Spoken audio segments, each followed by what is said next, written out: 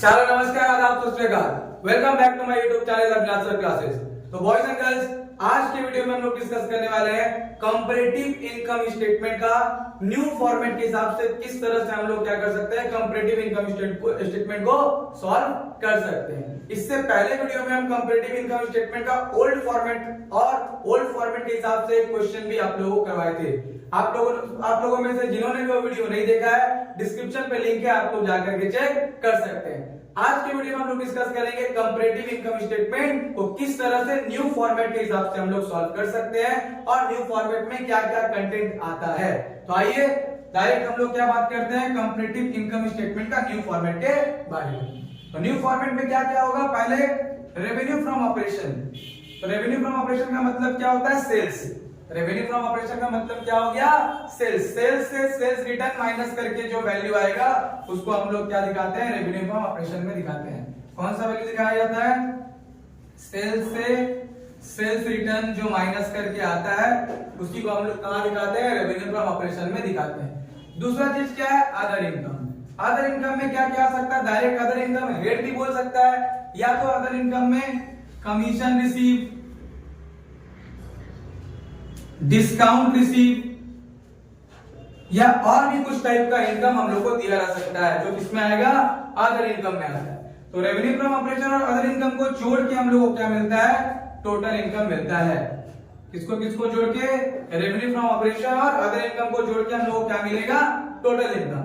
फिर fourth number क्या है, एक्सपेंस। एक्सपेंस में क्या आएगा, पहला कॉस्ट ऑफ मटेरियल कंज्यूम या सीओजीएस जो मेरा कॉस्ट ऑफ गुड्स सोल्ड होता है। दूसरा फाइनेंस कॉस्ट। फाइनेंस कॉस्ट मतलब क्या हो गया, इंटरेस्ट ऑन डिबेंचर लोन वगैरह अगर दिया हुआ है तो। तीसरा है अदर एक्सपेंस। अदर एक्सपेंस में क्या, ऑपरेटिंग एक्सपेंस भी हो सकता है, नॉन ऑपरेटिंग एक्सपेंस भी आएगा। और भी इसमें बहुत सारा कंटेंट आता है, लेकिन जब हम लोग कंपैरेटिव इनकम स्टेटमेंट बनाएंगे उसमें बस इतना ही यूज होगा। वरना एम्प्लॉय बेनिफिट, ठीक है, एम्प्लॉय बेनिफिट स्कीम भी आता है उसमें। उसके बाद आपका depreciation and amortisation of expenses भी आता है, लेकिन उतना सबका जरूरत हम लोग को नहीं पड़ेगा। जितना जरूरत हम लोग कंपैरेटिव इनकम स्टेटमेंट में पड़ेगा वो स्टेटमेंट हम यहाँ पे फॉर्मेट में ड्रॉ किए हैं और वही आप लोगों को क्या कर रहे हैं, बता रहे हैं। तो क्या क्या हो गया, पहले रेवेन्यू फ्रॉम ऑपरेशन और अदर इनकम को जोड़ के हमको क्या मिलता है, टोटल इनकम।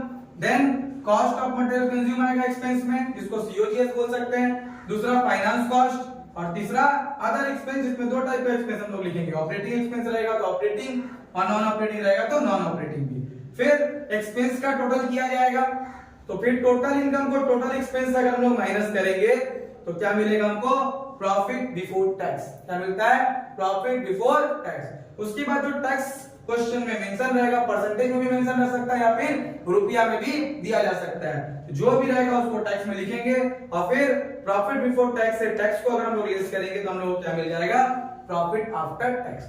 ये क्या था हम लोग का इनकम स्टेटमेंट का फॉर्मेट। फिर कंपैरेटिव में क्या होता है, दोनों साल का वैल्यू लिख करके देखते हैं कि कितना चेंजेस आया है। वो बिल्कुल पुराना वाला फॉर्मेट की तरह, यहाँ से ये दोनों चीज कि कितना का चेंजेस आया है और कितना चेंजेस आया तो उसको एब्सोल्यूट चेंजेस में लिखेंगे, जितना रुपया का चेंजेस आया है। फिर परसेंटेज निकालने के लिए क्या होता है, जो भी एब्सोल्यूट चेंजेस आया होगा उसको डिवाइड किससे करेंगे हम लोग, प्रीवियस ईयर से, उसको बेस मान के, और उसके बाद क्या करेंगे, इनटू 100 करेंगे, ताकि हम लोग को ये पता चले कि कितना परसेंटेज का चेंजेस आया, कितना परसेंट इंक्रीज हुआ है कोई भी चीज, या कितना परसेंट डिक्रीज हुआ है। तो ये था क्या, न्यू फॉर्मेट। इसके बाद हम लोग क्या करेंगे, अब न्यू फॉर्मेट के हिसाब से एक क्वेश्चन का सॉल्यूशन करेंगे, जिससे हम लोग का कंपैरेटिव इनकम स्टेटमेंट क्या हो जाएगा, कंप्लीट। तो आज हम लोग क्वेश्चन डिस्कस करने वाले हैं, वो क्वेश्चन किसमें एग्जाम में आया हुआ है, 2008 का एग्जाम में आया हुआ क्वेश्चन है। तो क्वेश्चन आप लोग को स्क्रीन पे शो हो रहा होगा। From the following information make comparable profit and loss account of A limited and B limited in terms of percentage only.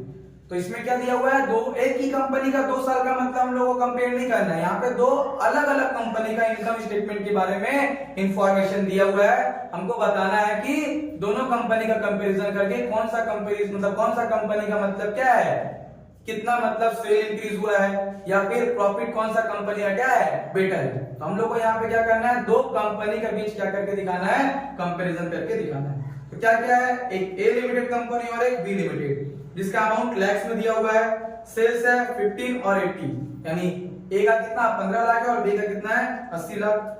फिर कॉस्ट ऑफ गुड्स सोल्ड कितना दिया है, 12 और 60, 12 लाख और 60 लाख।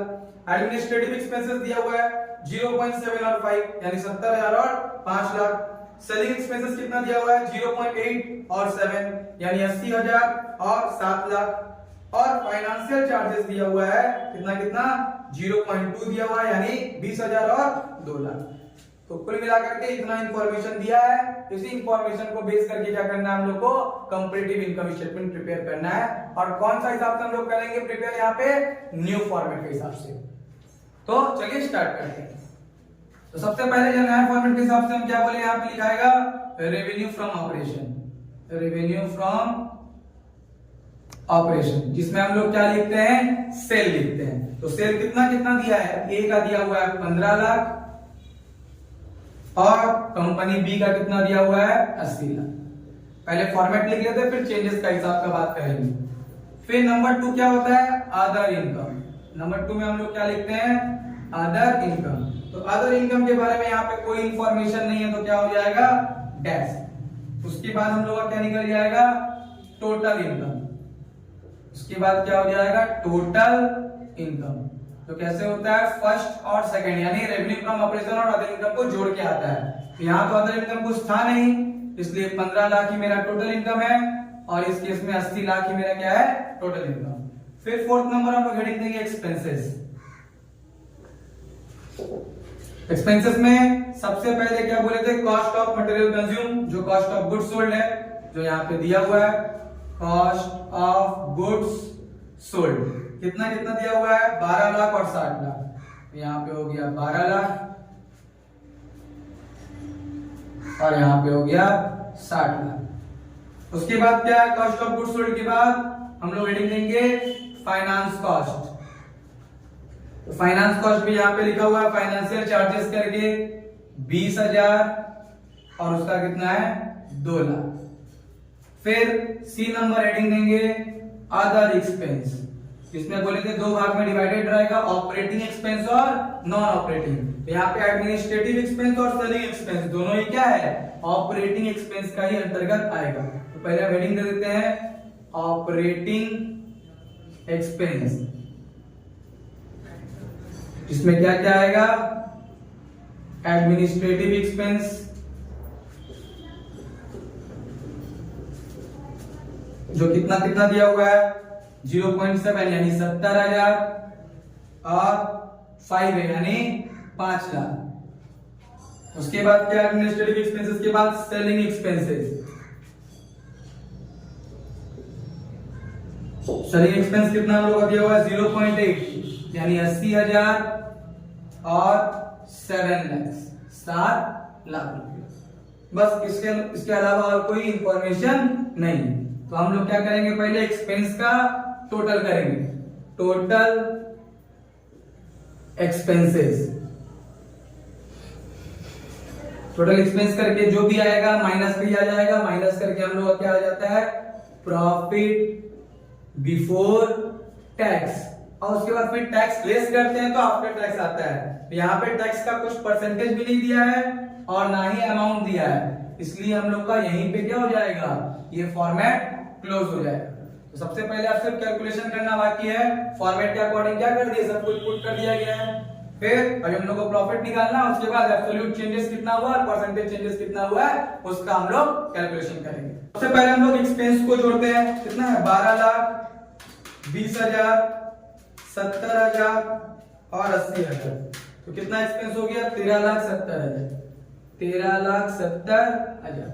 इस साइड का एक्सपेंस को अगर जोड़ा जाए 60 लाख, उसके बाद कितना है 2 लाख, फिर 5 लाख और 7 लाख। तो कितना हो गया 74 लाख 74 लाख। तो ये हो गया टोटल एक्सपेंस। अब हम लोग का प्रॉफिट बिफोर टैक्स कैसे निकलेगा, अगर हम इनकम से एक्सपेंस को क्या करते हैं माइनस। कितना हम लोग का इनकम 15 लाख, 15 लाख से माइनस करेंगे 13,70,000 तो आ जाएगा 1,30,000 जो मेरा प्रॉफिट बिफोर टैक्स। फिर बी लिमिटेड का टोटल इनकम कितना है 80 लाख, उससे माइनस करेंगे 74 लाख तो कितना हो जाएगा 6 लाख रुपया हो जाएगा हम लोग का प्रॉफिट बिफोर टैक्स। ये तो कंप्लीट हो गया हम लोग का क्या इनकम स्टेटमेंट। अब कंपेयर करना है, तो देखिए ए लिमिटेड का सेल है 15 लाख, बी लिमिटेड का सेल है 80 लाख। कितना चेंजेस है? तो 80 लाख से 15 लाख हम लोग माइनस करेंगे तो कितना हो जाएगा 65 लाख। कितना का अंतर है? 65 लाख का। और परसेंटेज चेंज कैसे निकालते हैं? पहले एब्सोल्यूट चेंजेस लिखेंगे, डिवाइड करेंगे बेस ईयर, यहाँ बेस मतलब जो भी है, ए लिमिटेड को बेस माना गया यहाँ पे, तो 15 लाख गुने 100 तो कितना हो जाएगा 433.33। कितना परसेंट का चेंजेस है यहाँ पे?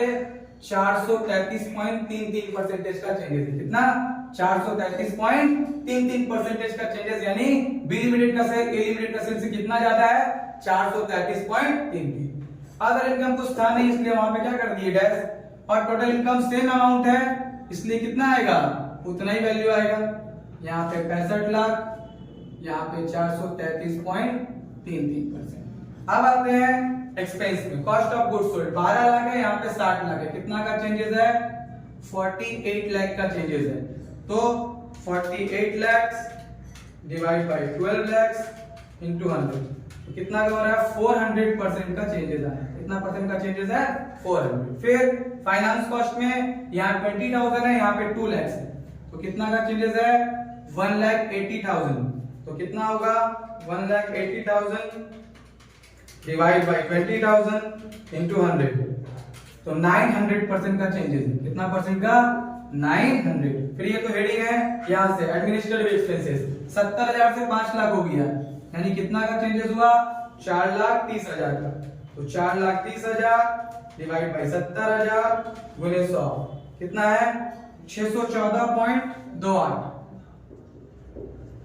614.28 परसेंटेज का क्या है? चेंजेस है। फिर सेलिंग एक्सपेंस कितना है? 80,000 से यहाँ पे कितना है? 7 लाख है, यानी 6,20,000 रुपया क्या है? चेंजेस है। तो कितना होगा? 6,20,000 डिवाइड बाय 80,000 गुने 100 तो कितना का चेंजेस है? 775%। 775% का क्या है? चेंजेस है। फिर यहाँ पर 74 लाख प्रॉफिट हुआ है, यहाँ पे 13,70,000 यानी 60,30,000 रुपया का चेंजेस। 60,30,000 का चेंजेस। 60,30,000 डिवाइड बाय 13,70,000 गुने 100 तो कितना हो गया यहाँ पे हम लोग का? 440.14 440.14 परसेंटेज का चेंजेस है। और लास्ट यहाँ 13 मतलब 1,30,000 है, यहाँ पे 6 लाख है। तो कितना का प्रॉफिट में मतलब चेंजेस देखने को मिल रहा है? 4,70,000 4,70,000 का। तो परसेंटेज का कितना चेंज हुआ? यहाँ परसेंटेज का चेंज है 361.53। 53 के बाद 8 है तो हम लोग क्या लिख सकते हैं? 54 भी लिख सकते हैं। तो ये ए लिमिटेड और बी लिमिटेड कंपेयर करके कितना कितना चेंजेस है उसको हम लोग कंपैरेटिव इनकम स्टेटमेंट के द्वारा क्या कर दिए? शो कर दिए। कौन सा हिसाब से? न्यू फॉर्मेट के हिसाब से। आई होप ये क्वेश्चन सबको क्लियर हुआ होगा। और वीडियो से संबंधित कोई भी प्रॉब्लम हो या फिर क्वेश्चन से संबंधित कोई मतलब क्वेरी होता है तो आप लोग हमें कमेंट करके जानकारी ले सकते हैं, या फिर हमारे चैनल इंस्टाग्राम में भी आप लोग क्या कर सकते हैं? हमें फॉलो कर सकते हैं, जिसका लिंक डिस्क्रिप्शन में दिया गया है। आई होप ये वीडियो सबको क्लियर हुआ होगा, पसंद आया होगा। वीडियो अगर पसंद आता है तो वीडियो को लाइक कीजिए और दोस्तों के साथ शेयर कीजिए, और हमारे चैनल में नए हैं तो चैनल को सब्सक्राइब कीजिए। Thank you.